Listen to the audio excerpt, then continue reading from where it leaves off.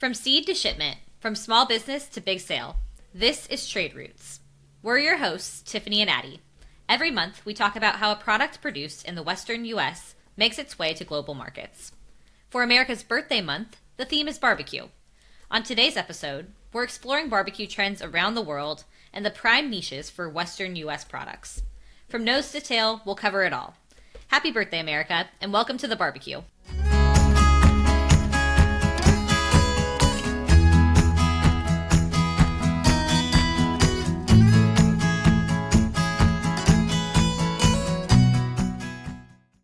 Barbecue is one of the most universally recognized foods around the planet. But ask someone from Tokyo, Buenos Aires, Cape Town, or Memphis what it means, and you'll get 4 completely different answers. Today, we're going to trace the word back to its roots, tour the world's fire traditions, and figure out where Western U.S. products fit in a global market that's growing fast.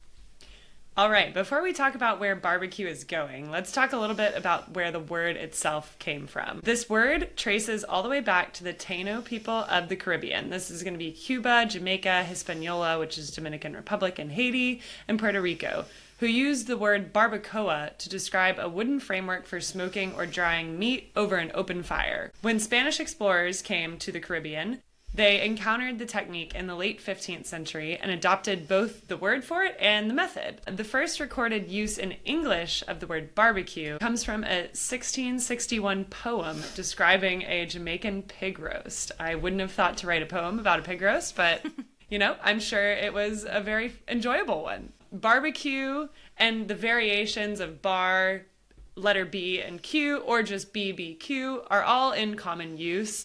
These abbreviated forms emerged in American commercial and advertising context in the 20th century. And I've had some French friends insist that the word barbecue comes from French, the phrase barbe à queue, meaning beard to tail, as in like cooking the whole animal. It's a fun story, but the linguists don't buy it. The Taino origin is well documented and predates any French claims, which I will be happy to go and tell my French friends. Yeah, good to know. Diving into some fire traditions around the world, almost every human culture has some kind of tradition of cooking over fire. What really differs from place to place is the technique, flavor, what's being cooked, and even the social meaning attached to what they're cooking. So first, we're going to get familiar with barbecue trends in some different regions. We'll talk about some different places all around the globe. And then we'll talk about how companies can really position themselves as a great addition to some of these global traditions. There really are just a sprinkling of what we're covering here today. So what's cool about barbecue is that pretty much every country has their own take and their own spin on it. So starting off with Latin America, we'll talk about Argentina first. Asado, of course, is a big tradition there. It's really a national cuisine and social institution there in Argentina. Asado is that beef that's cooked slowly on a parrilla or iron grill or a cross-shaped spit. Salt is really the primary seasoning being used here. And chimichurri is that universal condiment that they're using in Argentina.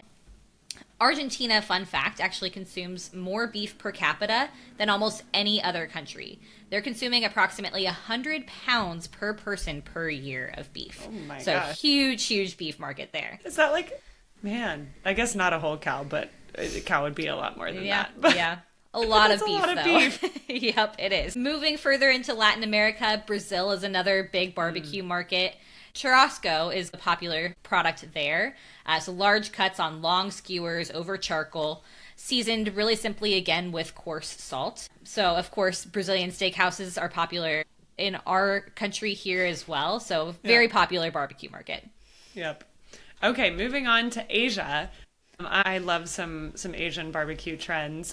South Korea, there it's called gogi-gui. I hope I'm getting these pronunciations right. But if not, if there are any Koreans out there or Brazilians, Argentinians, anybody whose barbecue tradition we talk about, please feel free to tell us the correct pronunciations. But we're trying our best here. Bulgogi is a thin sliced marinated beef that I love. Galbi is a soy marinated short ribs. And these are typically grilled tableside. So you have the hot plate there and you're doing it yourself. And these Korean barbecue flavors have really crossed into the American mainstream, and it creates reverse export opportunities for soy ginger marinades that we're seeing pop up in our Western United States. There are some great brands here that bring in that cultural familiarity and crossover and are able to export them really successfully. Also in Southeast Asia and the Pacific, Indonesia, Malaysia, and Thailand really all have satay, which is skewered meat marinated and grilled over charcoal and served with peanut sauce. We didn't talk about peanut sauce in our sauce episode, but my roommate is obsessed. Like, I think she makes things like just to eat them with peanut sauce as opposed to like making peanut sauce to eat with the things that she has. Sure, just a vehicle for that sauce. Yeah, it's Love it. so good. Yeah, it is a good one. So moving over into the Middle East and North Africa, kebab is really the big barbecue item there, especially through countries like Turkey and Lebanon. Kebab is really one of the oldest documented grilling traditions, and some of the common variations are Adana kebab, shish kebab, kofta, and doner. Spice profiles can really vary across kebabs as well, everything from sumac to baharat, Aleppo pepper, cumin, and allspice. So lots of big flavors there. Definitely. South Africa has quite a famous type of barbecue called braai. A typical braai features boerewors, which are spiced beef and pork sausage, sosaties, marinated lamb skewers, and pap, which is a maize porridge. I've had some South African barbecue before, and it was delicious. Yeah, my husband's a big fan of the South African barbecue too. So last stop on our world tour here is Australia. Everyone's heard the saying, throw a shrimp on the Barbie, but Australians will grill pretty much anything. They've got a really strong tradition of raising lamb, which I love. I grew up raising sheep myself, so love the tradition there. But yeah, really strong barbecue tradition, deep roots in Australia. Yeah, when I lived in Australia for a summer, they would grill like whole steaks and serve them as sandwiches. That was like their regular, like, oh, welcome to our farm. Here's what we've done. We've grilled you an entire steak and made it a sandwich. So cool. So I thought that was great. Yep. Okay, well, now that we've completed our world tour, let's bring it back to the US. American barbecue also is not one thing. It's a family of distinct regional traditions with pretty fierce local loyalty. And as a Texan, I can attest to this. Growing up in Texas, you know, we had our brisket forward, beef centered, salt and pepper rubs, where the sauce is very secondary. A lot of hardcore Texas barbecue people will say, like, you shouldn't have to have sauce. If you need sauce to eat the barbecue, it's not that good. But other regions would disagree because they really put a lot into their sauces and really create the cooking around that. So Kansas City, they're bringing in a lot of different types of meats. They have a molasses-based tomato sauce, which is the profile for the classic American barbecue sauce. Memphis, which has one of the more famous competitions in the U.S., is more pork-centric and is known for both dry rubs and wet sauces. And then you really have the southern United States, especially the Carolinas, where even within those two states, there's niche barbecue styles. So you have the Eastern style, which is whole hog and vinegar based. You have Piedmont, which is pork shoulder and tomato vinegar. There's also a whole movement of mustard-based sauces, which we talked to Dave about in the previous episode. And so this area is considered by many food historians to be the oldest continuous barbecue tradition in the country. But there's a lot of great innovation. The Western U.S. isn't as known for its barbecue traditions as the South, but that's an opening. We've got great ingredients. We've got a super diverse culinary culture and products that fill real gaps in export markets. So that's exactly what we're going to get into now, what the advantages are of being a Western U.S. company that's trying to enter this arena. Yeah, and like we talked to Dave about in our last episode, there definitely are those advantages there for our Western U.S. brands.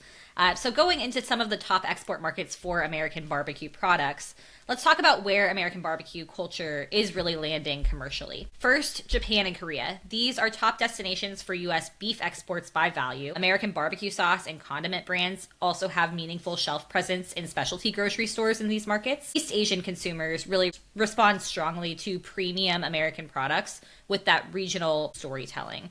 So really telling that story of the Western U.S., of barbecue products from here, can be a really strong sell in these markets. Sweet and smoky flavor profiles also match the regional flavor preferences in these places too. Another top market for barbecue products from the Western U.S. is Canada, obviously a close neighbor for us, but they're the largest total volume destination for most U.S. food product categories. Barbecue culture in Canada really aligns closely with American traditions, and USMCA reduced tariff barriers quite substantially for this market too, which is a good perk. Finally, Australia. American barbecue has outsized influence through social media and competition barbecue. And importers in Australia are really actively seeking American products and looking for a way to incorporate those products into typical Australian traditions and flavors. We're introducing something new on this episode and taking a short break to highlight one of our Western U.S. companies. We'll be back shortly to talk more about niches that Western U.S. products can fill in the barbecue market around the world. This episode is brought to you by Osea, a Colorado-based company creating premium social spritzes and mood beverages made with clean ingredients and functional adaptogens. If you have a barbecue coming up and are looking for a way to elevate the mood with a new kind of beverage, Osea may be for you. Osea has been a WUSADA participant since 2025 and is actively looking to enter the export market scene. Whether you're looking for a little more ease, boost, passion, or bliss, Osea helps you choose how you want to feel. Founded with intention and designed for mindful moments, Osea is bringing a fresh perspective to beverage innovation.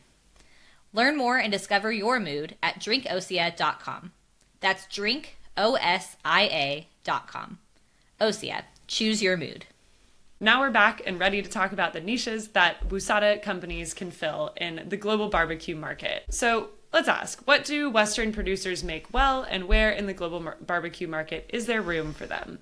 Well, as we talked about in our sauce episode last month, heat-forward, flavor-complex sauce is something that the Western U.S. is doing really well right now. The Western U.S. advantage is that there's proximity to so many exceptional fresh ingredient sources, diverse culinary influences, and craft food identity that really commands premium pricing internationally. Another thing that Western U.S. states can do really well is Pacific Rim fusion type of flavors. No other region in our country has the demographic and culinary infrastructure to produce authentic Pacific Rim-influenced barbecue products quite like the Western U.S. does. There's a whole suite of products that taste authentically Asian influence to Asian consumers, unlike some of the mass market teriyaki sauces that maybe other Americans like. These products are really interesting to international buyers because they carry that California or Pacific Northwest origin story and bridge American barbecue technique with East Asian flavor profiles in an authentic way. Korean and Japanese import buyers have shown interest in American products that authentically engage with their flavor traditions while carrying the American barbecue origin story. Lastly, we'll talk about the competition circuits. We chatted about this with Dave because that's how Thunder Snout got its start. But the competition circuit is a really unique opportunity for barbecue products.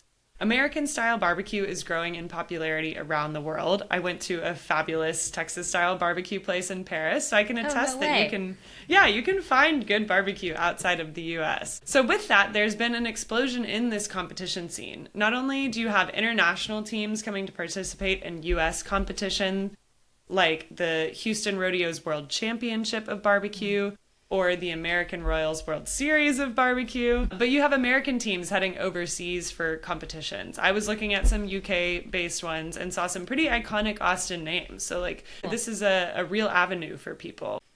Many countries also have their own competition circuits and organizations. Some organizers include the Australian Barbecue Alliance. We've talked a lot about Australia. And the World Barbecue Association, which has largely European, Middle Eastern, and Latin American members. So really there's interest in all regions of the world in these types of products. These are outside the box promotion opportunities that could get your products in front of the audience that's most likely to purchase them. Something like sponsoring a team or the event could really be some creative marketing for your product. Yeah, definitely. So to wrap up this episode, barbecue really is one of the most universal human food traditions, and American barbecue culture has become a genuine global export.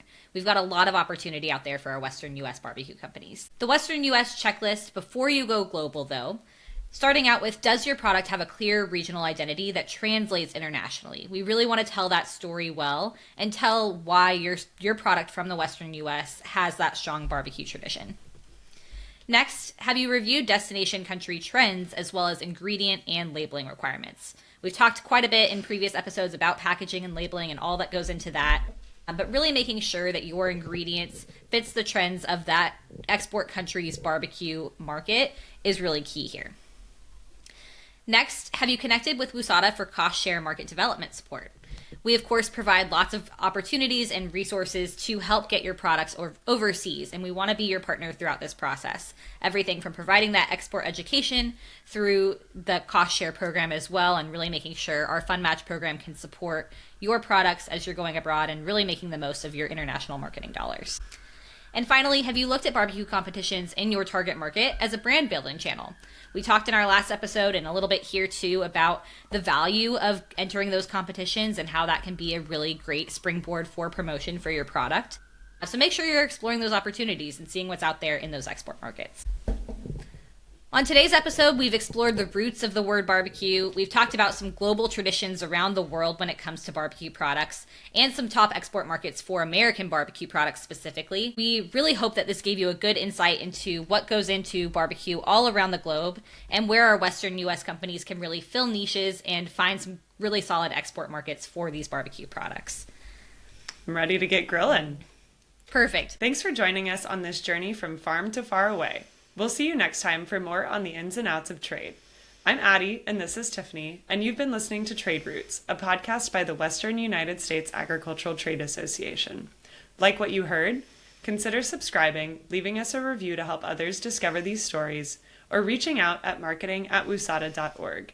To learn more or explore export opportunities for your own business, visit us at wusada.org. That's WUSATA.org.